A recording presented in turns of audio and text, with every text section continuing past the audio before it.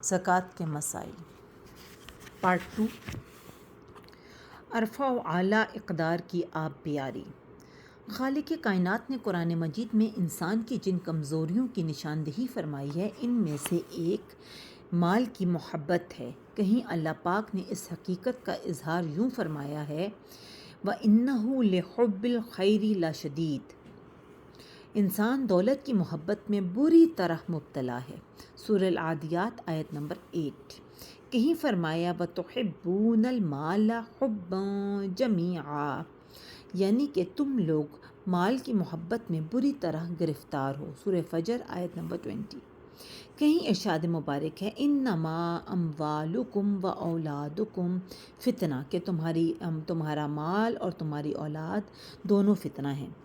رسول اکرم صلی اللہ علیہ وآلہ وسلم نے ایک حدیث میں یہ بات ارشاد فرمائی ہے ہر امت کے لیے ایک خاص آزمائش ہے اور میری امت کی آزمائش مال میں ہے۔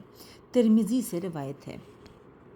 سورہ نون میں اللہ تعالیٰ نے ایک بڑا سبق آموز قصہ بیان فرمایا ہے۔ ایک شخص بڑا نیک اور سخی تھا۔ اس کے پاس ایک باغ تھا۔ وہ باغ کی پیداوار سے اپنے گھر اور کھیتی باڑی کے اخراجات نکال کر پیداوار اللہ تعالیٰ کی راہ میں خرچ کرتا تھا۔ اللہ تعالیٰ نے اس کے مال میں بڑی برکت ڈال رکھی تھی۔ وہ آدمی فوت ہوا تو اس کی اولاد نے باہم مشورہ کیا کہ ہمارا باپ تو بے وقوف تھا، اتنی زیادہ رقم غریبوں اور مسکینوں میں مفت تقسیم کر دیا کرتا تھا۔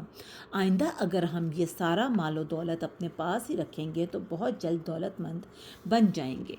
چنانچہ جب پھل وغیرہ پک گیا اور فصل کاٹنے کا موقع آیا تو انہوں نے رات کے وقت آپس میں قسمیں کھائیں کہ ہم صبح اندھیرے باغ میں پہنچ جائیں گے اور کسی دوسرے کو خبر تک نہیں ہونے دیں گے تاکہ کوئی سائل اور محتاج آنے ہی نہ پائے۔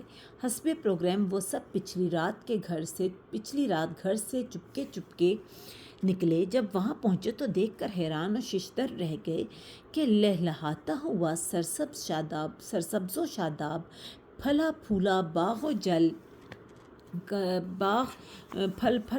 باغ جل کر خاکستر ہو چکا ہے۔ پہلے تو یہ سمجھے کہ شاید ہم راستہ بھول گئے ہیں، لیکن جب ہوش و حواس بحال ہوئے تو یقین آ گیا کہ یہ باغ ہمارا ہی تھا۔ تب اپنے جرم کا احساس ہوا اور ایک دوسرے کو ملامت کرنے لگے اور ان الفاظ میں اعتراف گناہ کیا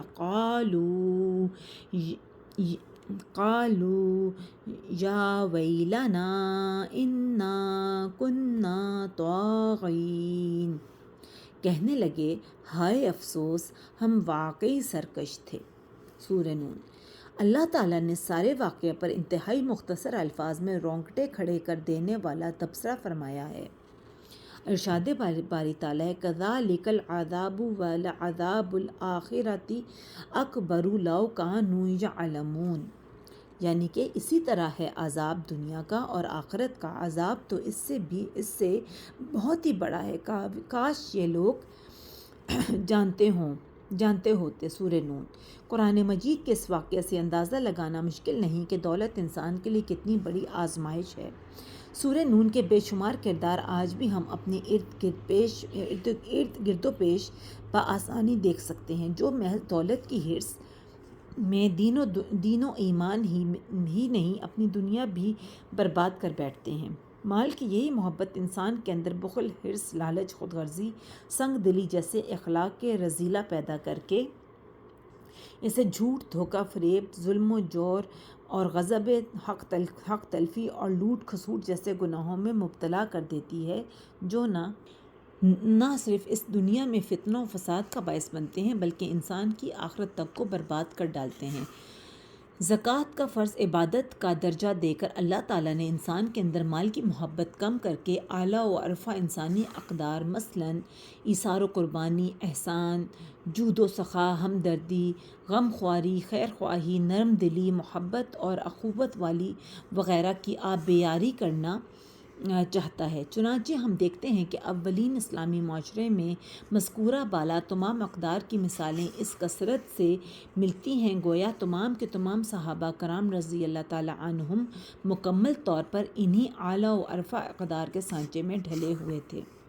جنگ یرموک کے موقع پر چند صحابہ کرام رضی اللہ تعالیٰ عنہم شدید گرمی میں زخموں سے چور میدان جنگ میں شدت کی پیاس سے تڑپ رہے تھے کہ اتنے میں ایک مسلمان پانی لے کر آیا اور مجروح مجاہدین کے سامنے پیش کیا۔